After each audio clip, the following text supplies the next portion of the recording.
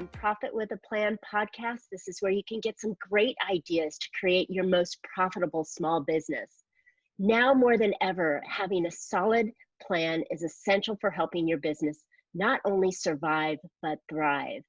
So join me, Marcia Reiner, your business strategist, each Tuesday for some smart ideas that can add more profits to your bottom line. I've helped tons of small business owners establish and implement a tangible plan that guarantees sustainable profitability and guides their growth. If you know of anybody that may be curious, share this podcast, or better yet, let's chat and see what we can do together to create greater profits in your business. I'm super excited today to have Ann Bennett with us. Ann is the founder of Renegade Branding and has spoken across the country and around the world. She's the best-selling author, coach, and brand profit builder. Ann has shared the stage with thought leaders like Les Brown, Sandra Yancey, who's the CEO of eWomen Network, and Adam Markle, a former CEO of Peak Potential Personal Development Programs. Ann uses her marketing and branding genius to help women entrepreneurs, and a few good men out there, build their standout personal brands and boost their profits, which is what we're all about here on this one. Ann works with purpose-driven entrepreneurs who do transformational work so that they can liberate and ignite their unique genius, authentic voice, and build profitable brand platforms. Ann has 25 years experience in visual and graphic design and has brought her talents to many major magazines, from Popular Mechanics to Vogue, where the devil really does wear Prada. Right, huh? Ann's right. Personal slogan and cornerstone of all her programs is, it's smart to fit in, but it's brilliant to stand out. Wow, Ann, thanks so much for coming on the podcast today. This is going to be so much fun. I know it. Oh, my pleasure, Marcia.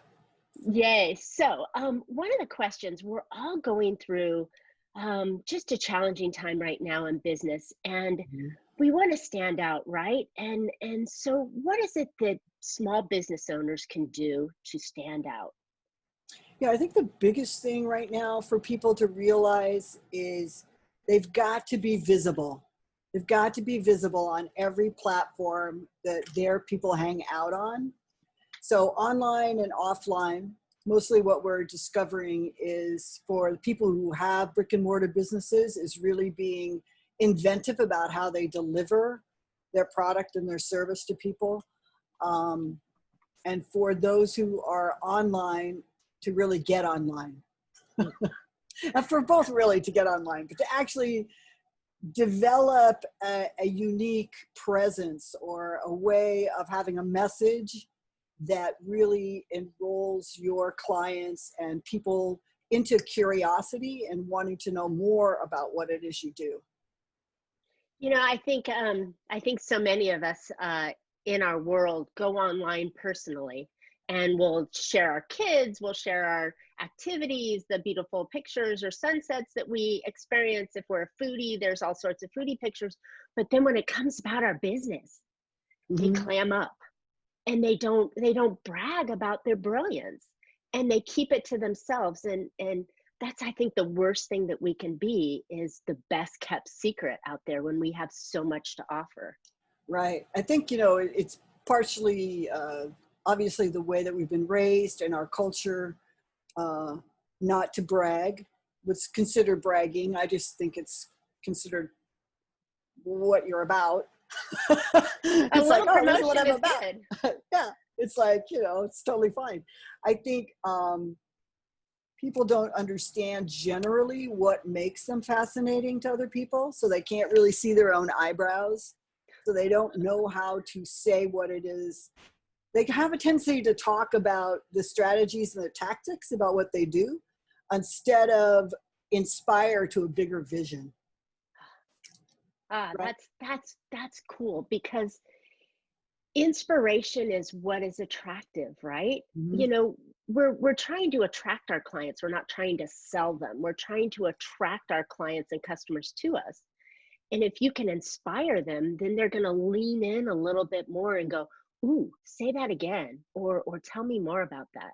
I think that's powerful. And it's really important. People think It's that whole thing about, I'm so good at what I do, which most people are very good at what they do, They that better people are be. going to find me, right? Or people are going to come to me. I like a lot of times I laugh when people talk about the organic reach, right? Or their thing is going to go, on YouTube and go viral. I'm like, okay, but you got to understand that's a strategy actually, and there's a way to do it. So for everything that appears like a miracle, there's a methodology to it. Oh, wow. Right? So it's Wow. like Houdini had a methodology to do magic. And when you start to see those things and understand those things, that's how you can look at your own business and go, oh, hey, there's actually a methodology like you do, Marcia, with your pillars of business, right? There's a methodology to the movement that's occurring. And, in my business, it's like add the secret sauce, right? Add the wow factor, add the personality that makes you stand out. Love it. I think that's telling someone that they need to in a field or a big blue ocean or red ocean. I'm not sure which one it is that I keep twisting those two around. Which day? It's blue if everybody's good and they're a dolphin. It's red if you're swimming with sharks. Well, I think that we have to be, I had this client, and I was telling a story the other day. I had this client that was in a very commoditized business, and she was trying to stand out and trying to do things differently. And it's so challenging to be one of many and still try and stand out. I think, but we have to. And I think the key that people don't understand is it's a paradox, right? We're all the same and we're different. Like we have these individual thumbprints. No one is like us, right? Nobody sees the world the way each one of us sees the world. No one interprets what's happening. It's all being interpreted by your own set of values and the way that you believe and the way that you perceive. So what I try to do with my clients is get them to understand, how do I bring my values into the forefront of my business? So it's kind of like Steve Jobs wasn't selling computers, right? He was selling values. He was selling personal expression, and that the little guy could have a really cool looking computer at his house and be as big as, IBM. Interesting. So how do you translate that? Not all business owners are the business. Many entrepreneurs or consultants or coaches, can be the business. But how do you translate your values and your image when you're trying to represent the company? Yeah, really, really good question. So the thing is, the company gets started with the CEO, with the founder.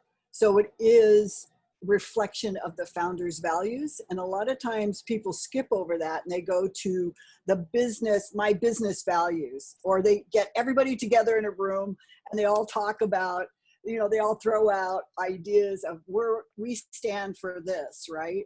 So there's this place where people miss really the power of their brand because they leave themselves out.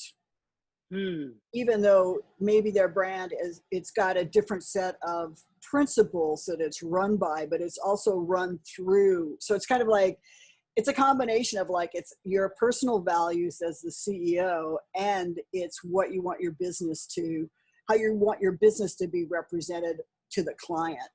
So it's like really a combination of those things. Interesting. Okay. So I have, as part of my steps, a business plan, and what we're doing is what's our vision and values, and what do we represent. And it is really important that you bring that up, that it is about the people, because oftentimes when you're a salesperson, the client's buying the person with the product behind it, rather than the product with the person behind it. The client is always buying the person. Yeah. In my opinion, people are always buying from other people.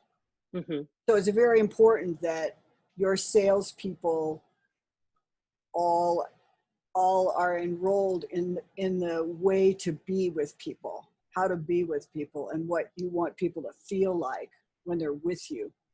Love that. Okay. So Now that we know that our image is really who we are and what we represent, whether it's the image or brand of the company through us or part of us, what else do we need to do to be able to stand out? Well, I think it's very important to, one of the easiest ways for an individual to look at what makes me different and what is it that's interesting about myself is, well, I have a process where we go through stories. There's a thread that runs through your entire life that's a theme, so if you will, that if you start to look at defining moments from your life, the ups and the downs, the happies and the super sads, you'll start to see there's a set of values there that you've created your entire life that really don't change over a lifetime because we created them when we were little. So from our experiences and our interpretations of what was going on. And the fastest way to get to that is this question, what breaks my heart and what pisses me off? And that'll just like, boom, you will just come to clarity like that. Like, oh, it really pisses me off that the ocean is full of plastic, or it breaks my heart that single moms are struggling when they could be like making millions, right? And there's all these things. And when you start to see that, you start to understand your interpretation of life and the things that you care about. That's really spot on, because if you ever want to ignite somebody or get them excited about something, you ask them the two biggest, emotions, what makes you very happy and what makes you very angry, or, you've got the reward and the fear. We live on those two balancing points of what does, but that would sure get you going with those questions. I love it.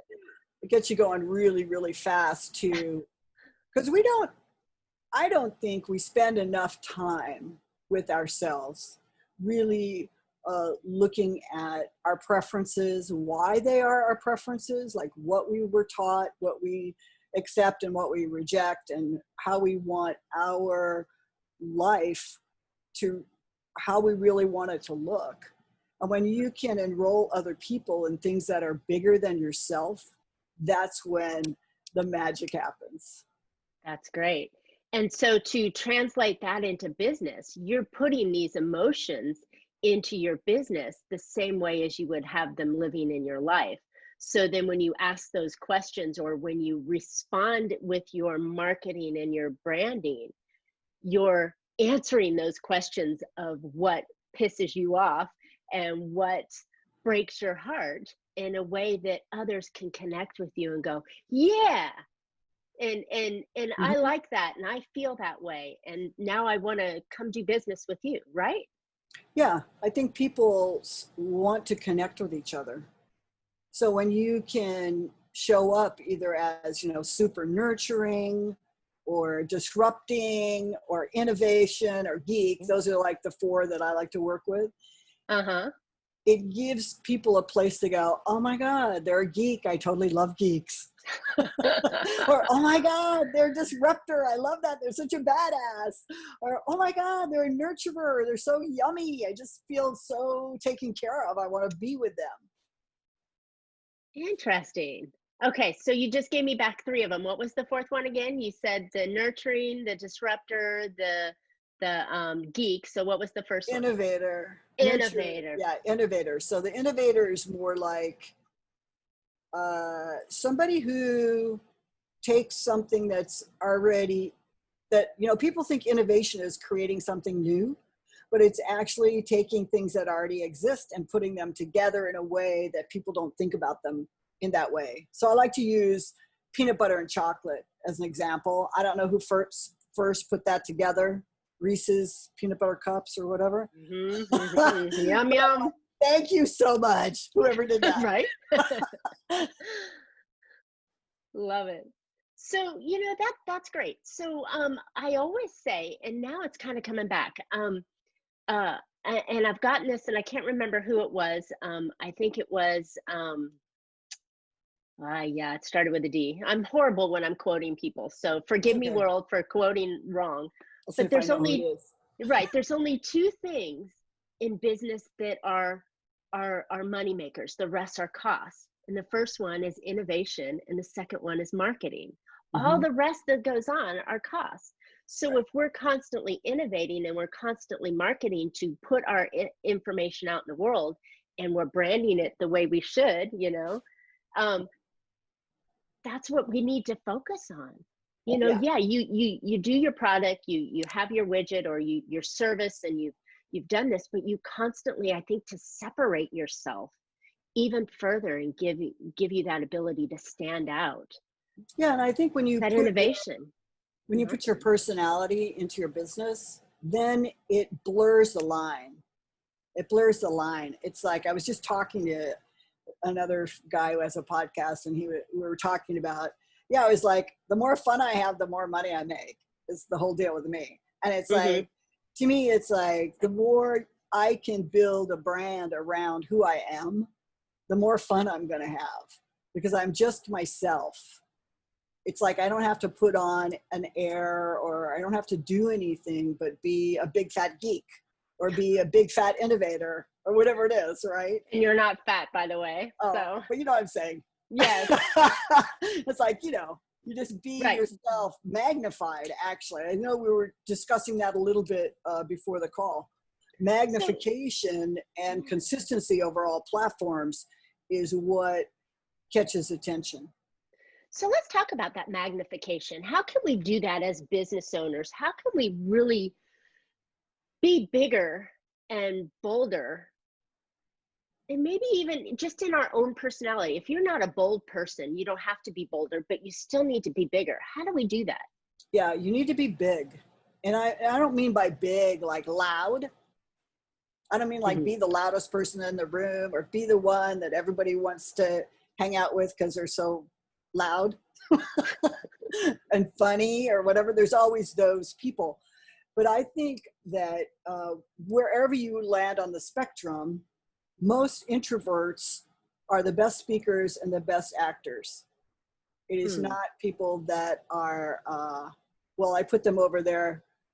The theater people like to be the center of attention more for whatever reason, generalization. But I think it's about really owning who you are, owning and honoring, and then unleashing that. So Hmm. whether you're the geek or an introvert, that's powerful, really powerful, just as powerful as a disruptor or a nurturer or an innovator. It's like we like to categorize and say, this one is better than that one. I want to be like this person. And that's where all the trouble comes in, I think, is, Trying to be what you're not.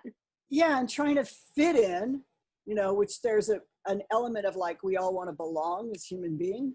We want to belong. And so that's cool. But like fitting in or making yourself smaller or dimming your introvertness, it doesn't really work. And it causes a lot of struggle in business because people are feeling like they're pushing themselves into, I like to say, putting lipstick on a pig. You're still a pig. So it's You're like, still a pig. you're still a pig, whether you got lashes and lipstick on or not. So it's like, you want to be true to yourself. My people that I work with that are introverts are excellent networkers because they ask questions and they don't talk. Mm. Mm. I am learning so much here because um, I brought myself along to being an extrovert and to want to be that person. And I do try and control myself that I'm not the loudest one in the room, but I am always seen. And that has value, but it also has the negative implications. But I think that we all need, as business owners, to be seen in one Mhm. way, shape, or form. We've got to be able to be visible and walk into the room, or go up and network, or have our marketing be seen. We've got Mhm. to be that kind of person. Otherwise, we're the best kept secret, and that's the worst place we could be, because so many people that you and I work with, they feel like well, I would say most business owners, they're not always in it for the money. The money's there, but more often they're in there to change a life, to do something different, to spread awareness, to fix, to help. And if you're sitting in the corner and you're not sharing that brilliance, then you're doing more damage than you are good. Yeah. Well, I think, it's like, I was just trying to think of a couple of my really good friends that are like CEOs of large companies and stuff, and they're usually the innovator. So they're not the rock star type, like a disruptor is a little more of a rock star, takes over the room kind of thing. But they're very, trying to think of the right word for them. They come into a room and they come into a room. There's a difference between walking into a room and coming into a room. And when they come into a room, they're claiming the space. So they don't have to be loud, but they're seen. I like that. That makes sense. It's like a different kind of an energy, where like a rock star like myself or what, I'll come in on like a peacock, so I don't actually have to say anything because I'm getting attention by my energy, right? So all of those different personality styles are very powerful. It's just that people try to hide them, actually. Interesting. Instead of own it. Interesting. I can see how that also can translate into how your business brand represents the innovator, the geek, the rock star, the nurturer. You can brand yourself that way, and all of your marketing and pieces can come out. It's funny that you say the Reese's, because they're doing, and it could be someone that we were in the same circle with, but I remember hearing how they're now disrupting, because they're in this huge chocolate world, and the world that they're disrupting is not, they're saying, what is it? Not sorry, and they're just sorry, coming out not with sorry. all this, they're coming out with all this attitude that says that, hey, chocolate and peanut butter goes together, and we're going to say that we're so innovative, or we're so disruptive, we're just going to call it in your face.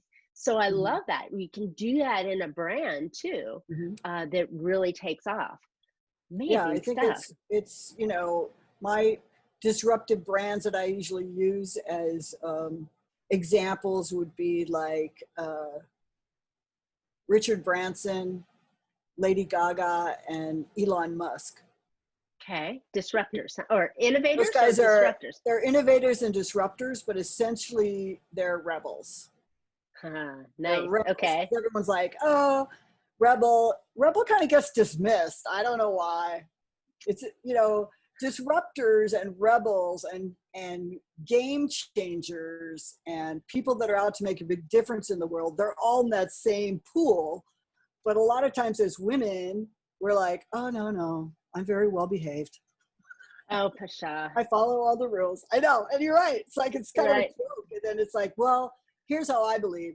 Everyone has an inner rebel that wants to come out to be an outer rock star, because you want to be recognized and make an impact for what you do in the world.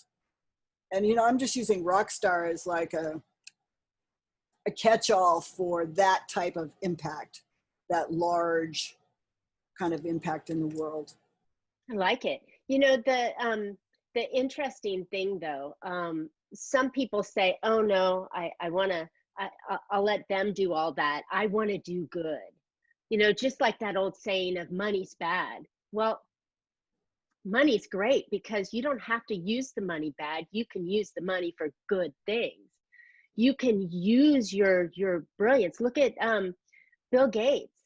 He does such fabulous things in the world with the money that he earned, and he may be shy and quiet, personality wise, that I see, but he does such great things. You don't have to be loud and obnoxious to do great things, or that rock star kind of thing. Yeah. the Gates is innovators, definitely a geek.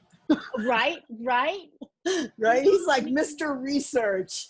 But he does great things. Yeah. So I think that it doesn't, whatever personality style we have as a business doesn't have to hold us back. It should be embraced and represented out there, because um, there's some modeling that another company does that was interesting to me a few years ago, about it's not what you say, it's what they hear.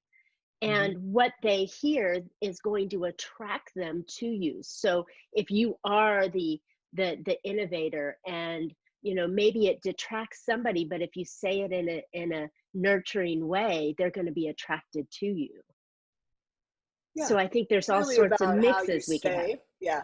It is how you say what it is you say. And I think in terms of branding, like when I present those what I call those brand archetypes, those 4 brand archetypes, people are always like, I'm in all of them. Well, you should be in some way, like, right? Because you're a well-rounded individual. Isn't that great?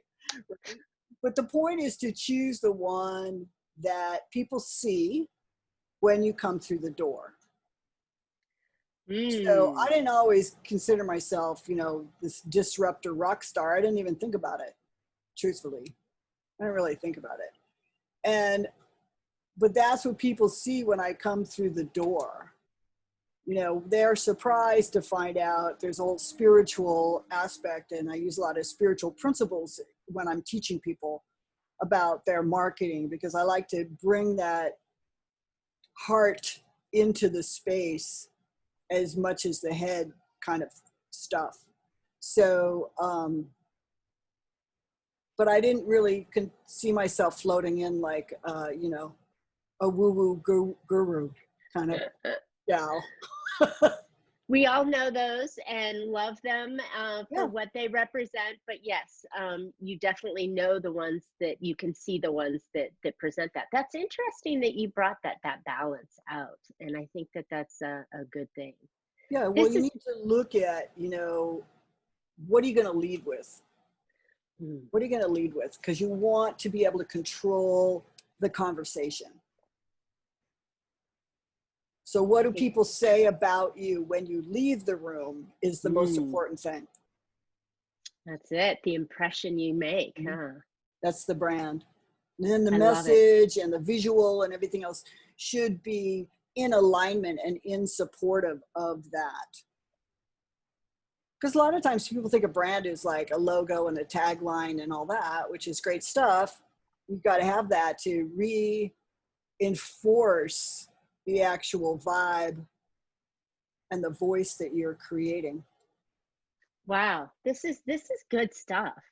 So can a company that has not created this brand yet, is it ever too late to shift and create this brand? Well, I think it's better personally. A lot of people wait until they're over 6 figures. They're like, oh, I'm going to pay somebody to do that when I make my money, right? Or that's for people who are much more successful than, say, starting out. And I disagree. I really think when you can dial in your value, like what makes you valuable as a human being and what your values are, and then what your brand should be like, and that's something that doesn't really change. I think we were talking a little bit earlier about you get your values from your life experiences as a kid. They're kind of implanted, actually. Good, bad, and indifferent, okay? They're implanted, so then you want to know what they are, because that's going to dictate decisions you make, what your brand should look like, probably what your service is going to be. I mean, we all have talent, skills, and abilities, but wouldn't it be cool if you knew what the brand of that is before you got started? That would save many, many, many years, heartaches, and a whole lot of money.